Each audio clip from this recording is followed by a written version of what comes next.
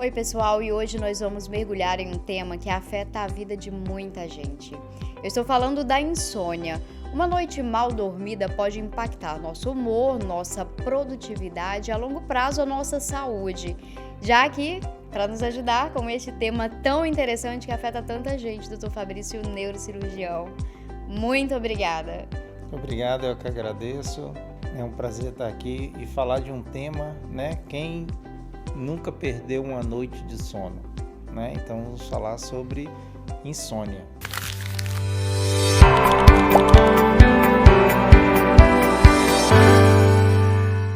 Não é puramente o caso de uma noite esporádica mal dormida, não é, doutor? É uma reiteração. Sim, então a definição de insônia, né?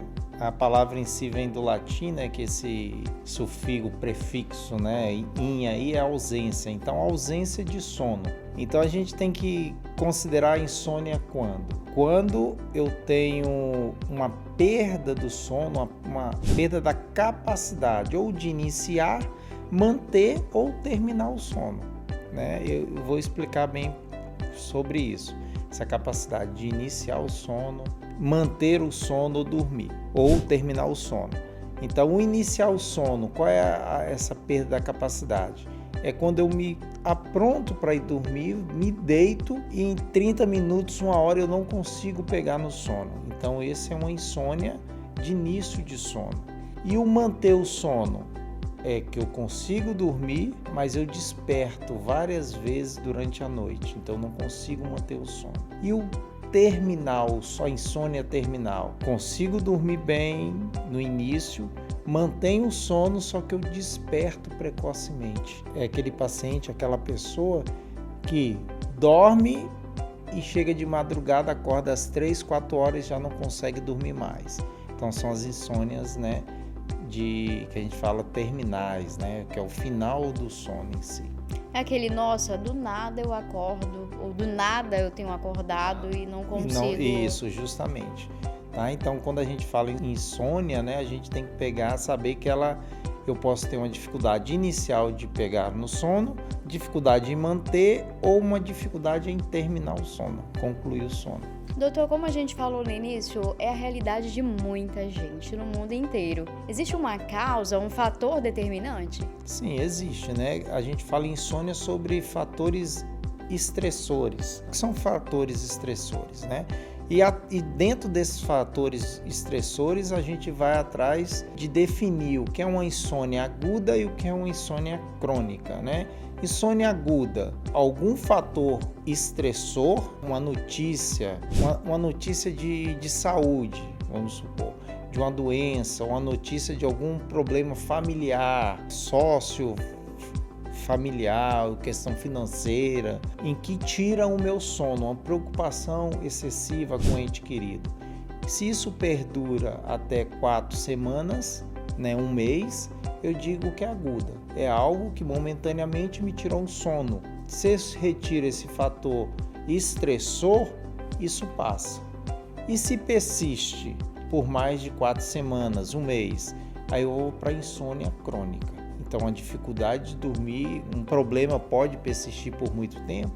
Sim, né? Então, um problema familiar, um problema pessoal, um problema de saúde, um diagnóstico de saúde que você acaba ficando preocupado é um fator estressor que te tira o sono por preocupação. Geralmente, aí a gente entra em outras definições como insônias primárias, insônias secundárias, né?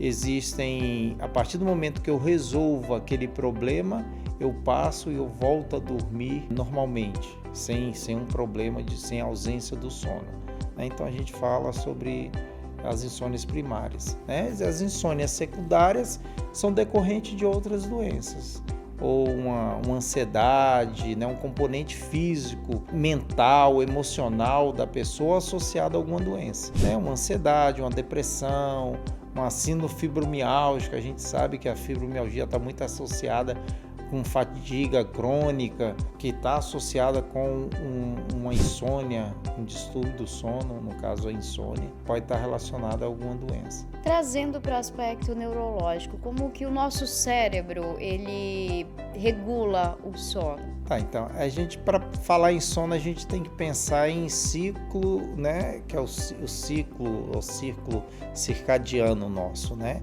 É o sono e vigília. O organismo, ele está treinado ou programado para dormir de noite e ficar acordado de dia. O que é que regula isso no nosso sono? É a melatonina. Enquanto escurece, o sol se põe e escurece, eu não tenho a luz do dia, para estimular uma glândulazinha que a gente tem, que é a pineal, que aumenta a taxa de melatonina no sangue, e com isso induz e leva o nosso corpo a pensar em dormir, em descansar para repor a energia. Por isso que muita gente, eu tomei melatonina, regulei e estou dormindo com melatonina. Ajuda, pode ajudar no quadro de insônia, justamente por essa questão. Então, a partir do momento que chega à noite, sobe o nível de melatonina, questão hormonal, com isso eu me preparo para o sono. Durante o dia, o estímulo da luz reduz essa produção, essa liberação hormonal da glândula pineal, com isso eu fico alerta, desperto. Então, a regulação do sono se dá por nível hormonal, que está relacionado no sono e vigília. Vigília é o alerta, está desperto e atento para o dia a dia, para o trabalhar, que geralmente de dia. Na grande maioria, é claro que tem profissões, tem pessoas que trabalham à noite e descansam de dia, acabam invertendo essa capacidade, mas são pessoas propensas a ter distúrbios do sono e insônia. Doutor, o senhor falou sobre o uso da melatonina. A gente sabe que tem sido cada vez mais uma constante, muitas vezes sem prescrição médica. A gente vê aí rotineiramente na internet, nas redes sociais. É correto? É uma alternativa, né, para quem tem insônia, mas não é o correto, porque você pode ter uma outra causa, uma insônia secundária. Eu posso estar num quadro de ansiedade ou em crise de ansiedade, eu posso estar num quadro depressivo que não está sendo diagnosticado e você está deixando passar e tratando com melatonina para tentar regular algo que você está julgando que é um distúrbio puramente de sono, mas pode ter uma outra relação. Pode ser um desequilíbrio na doença metabólica que você tem que buscar, como diabetes, pode ser um desequilíbrio na doença de hipertensão arterial, uma doença renal, uma doença cardiovascular, uma insuficiência cardíaca, eu não consigo, estou com falta de ar enquanto durmo, deito, preciso às vezes dormir sentado, tenho insônia por isso. Então, qual é a causa dessa sua insônia? Então, é sempre importante saber que a insônia em si, essa dificuldade de dormir, tem um fator. Qual é esse fator estressor que você está tendo? É uma doença de base que você tem que está descompensada ou algo momentâneo que você está passando que precisa ser resolvido, né? E não simplesmente sair tomando melatonina e achar que isso vai resolver a questão de sono, porque a origem pode estar em outro fator estressor e não puramente uma regulação de melatonina. Ou seja, a melhor medida é sempre buscar um profissional. Agora, doutor, quais condutas, quais comportamentos adotar se a pessoa identifica ali que ela não tem um bom sono, um sono ruim? A gente se fala muito, né? Alguns até criticam hoje sobre a questão da higiene do sono, né? É um ritual até antes de você se preparar para dormir.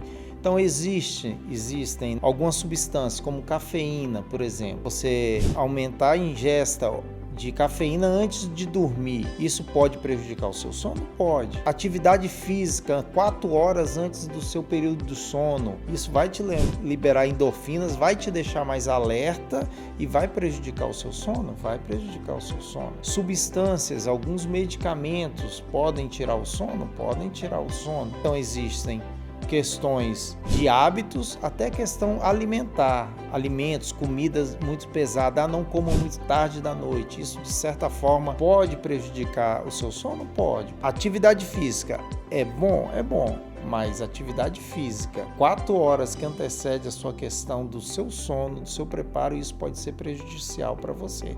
E regular alguma doença de base que você tem. Uma hipertensão compensada, um diabetes compensado, né, uma cardiopatia tratada de forma adequada, não ao sedentarismo. A gente fala em sono associado à obesidade, pensar em apneia do sono, que é uma das causas de insônia, né? Lembrar que eu falei das fases do sono, tem uma dificuldade inicial. E geralmente o apneico do sono, ele não tem uma dificuldade de iniciar, ele tem uma dificuldade de manter, porque ele faz uma apneia e faz vários despertar ao longo do sono, com isso ele não tem uma qualidade de sono boa. Doutor, adotei todas essas medidas e mesmo assim não obtive êxito. O que fazer? Existe tratamento. A partir do momento que eu eliminei fatores estressores, mas a insônia sempre vai ter uma causa. Pode ter uma relação hereditária também, de questão de insônia. A partir do momento que eu não consigo controlar ou dormir bem, ter uma qualidade do sono, existem medicamentos capazes de ser um hipnótico, um indutor do sono, um modulador do sono, né, melhorando assim a sua qualidade de sono. Lembrar que ao longo da vida, crianças e adolescentes, elas têm um sono um pouco maior, né, de 8 a 10 horas, questão de crescimento ósseo, parte hormonal. O adulto ele já tem uma média de 6 a 8 horas aí de sono, e o paciente idoso ele vai ter um encurtamento desse período, né? Então abaixo de 6 horas, chegando em média umas 5 horas de sono. Isso é importante para você poder tratar de forma adequada cada paciente. A gente tem que lembrar que um adulto, por exemplo, ele tem uma insônia inicial, devido ao dia a dia, o corre-corre, as preocupações, é filho, é trabalho, problemas financeiros, seja o que for, às vezes um problema de saúde, um ente querido, ele tem uma certa dificuldade em iniciar o sono. Então, são medicamentos que vão ter uma ação hipnótica inicial, né, naquele iniciar, porque a partir do momento que ele pega no sono, ele consegue dormir, ter uma qualidade no sono. E olha, atenção, nada de se automedicar. Doutor, muito obrigada mais uma vez. E a gente se encontra com mais assuntos muito interessantes e que somam bastante. Obrigado, eu agradeço a todos. Sempre é um prazer estar aqui e esclarecer os assuntos relacionados à medicina, à neurologia principalmente. E para mais conteúdos, curta, comente, compartilhe e até a próxima.